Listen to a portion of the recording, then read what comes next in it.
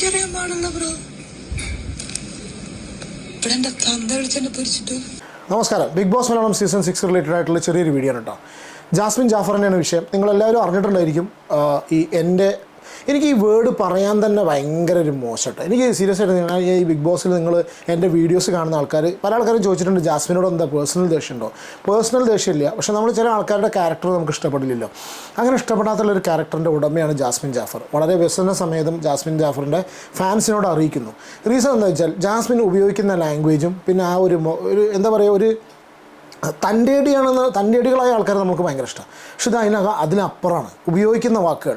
ഇപ്പോൾ ലേറ്റസ്റ്റ് ആയിട്ട് നിങ്ങളിപ്പോൾ ഈ ഒരു ചെറിയ ക്ലിപ്പ് കണ്ടല്ലോ, അതായത് എൻ്റെ തന്ത പൊരിച്ചിട്ട്, അതായത് പിന്നെ എനിക്ക് മനസ്സിലാവുന്നില്ല നമ്മൾ ഈ അച്ഛനെ കണ്ടല്ലോ, അച്ഛനെ അല്ലെങ്കിൽ ബാപ്പേനെ എന്ത് ബേസിലാണ് എന്ത് ബേസിലാണെന്നല്ല നമുക്ക് എങ്ങനെയാണ് അതൊരു തന്ത എന്ന് പറയാൻ ഒരു ഇത് വരും അല്ലേ.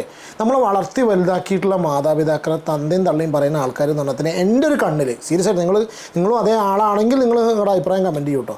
അതായത് നമ്മുടെ കണ്ണിൽ ഒരു തന്ത എന്ന് വിളിക്കുക എന്ന് പറയുമ്പോൾ ആ തള്ളേനോട് ആ തന്തേനോട് എനിക്ക് പറയാൻ തന്നെ മടിയാണ് നമുക്ക് ശരിക്കും സീരിയസ് കേസിൽ. കാരണം അച്ഛൻ അമ്മ അല്ലെങ്കിൽ ഉമ്മ ബാപ്പ എന്നല്ലേ പറയുക അല്ലേ. ആ ഒരു ലാംഗ്വേജ് ജാസ്മിൻ ജാഫർ എത്രത്തോളം കാലം യൂസ് ചെയ്യുന്നു, നമുക്ക് അങ്ങനത്തെ ടീമിന് ഇഷ്ടമല്ല. അതുകൊണ്ട് അതൊരു വലിയൊരു റീസണാണ് ഈ ഒരു നമുക്കൊരാളെ നമുക്ക് അയാളെ ഇഗ്നോർ ചെയ്യുക, അല്ലെങ്കിൽ എന്താ പറയുക, നമുക്കൊരു ഇഷ്ടപ്പെടാത്തൊരു ക്യാരക്ടർ വരും അല്ലേ. അപ്പോൾ ഇങ്ങനെ ഒരു സംഗതി നടന്നു. ജാസ്മിൻ പറഞ്ഞു എൻ്റെ തന്ത എന്നുള്ള വേർഡ് ഞാൻ ഉപയോഗിക്കുന്നില്ല, അവൾ പറഞ്ഞു ഇങ്ങനെയാണ് എൻ്റെ തന്ത പൊരിച്ചിട്ട്. അതായത് സത്യം പറഞ്ഞാൽ ഇവിടെ ബിഗ് ബോസാണ് ഏറ്റവും കൂടുതൽ ഇതിൽ പ്രതിക്കൂട്ടിലായിരിക്കുന്നത് ബിഗ് ബോസാണ് അല്ലേ. ജാസ്മിൻ ജാഫർ ശരിക്കും ആക്ച്വലി ബിഗ് ബോസിനെതിരെയാണ് ഏറ്റവും വലിയൊരു കളി കളിച്ചിട്ടുള്ളത്.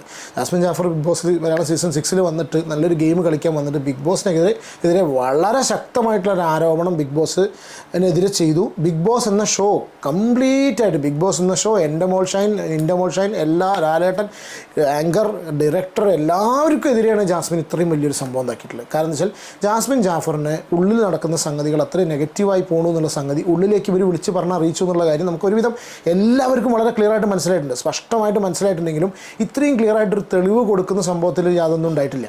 അതിപ്പോൾ അത്രയും വളരെ എവിഡൻ്റ് ആയിട്ടൊരു തെളിവ് അങ്ങോട്ട് കിട്ടിയിരിക്കുകയാണ്.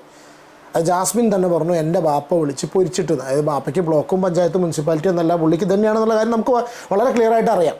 അത് കുറച്ച് ട്രസ്റ്റഡ് സോഴ്സസ് നമ്മളെ പേഴ്സണലി പറഞ്ഞിട്ട് പോലും ഉണ്ട്. അല്ല, അത് നമുക്കറിയണ പോലെയല്ല, പ്രേക്ഷകർക്ക് ചിലപ്പോൾ അറിയുന്നുണ്ടായിരിക്കില്ല.